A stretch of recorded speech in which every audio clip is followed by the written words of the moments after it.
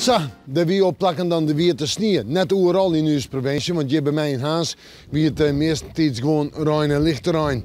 Maar wel wat onleidig waar, type precies, maar het viel dik koud aan.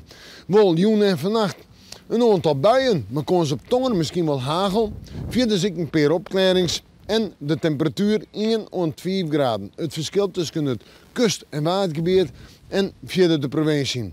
De wind die is stevig. In het kust- en watergebied krijgt rond het, krijgt 6 rond zon. Verder op de provincie krijgt 4 rond 5.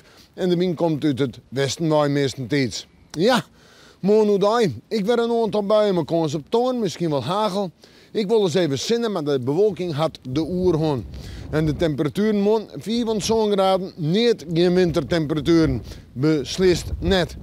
Ja, de wind die komt mooi in het west-noordwest en die houdt hem staren gewoon eens een beetje tel. Zwak of matig, in het kustgebied nog vrij krachtig.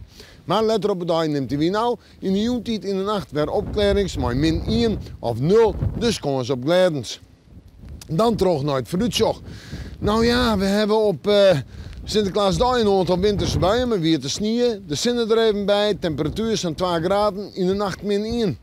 En dan gaan we terug naar het waren op tongjes, aan 4 graden boven 0. Ik nog een paar winterse buien of buikers. En op vrijdag uit een terugrijden en dan luidt de temperatuur weer om en bij de 4 graden heen.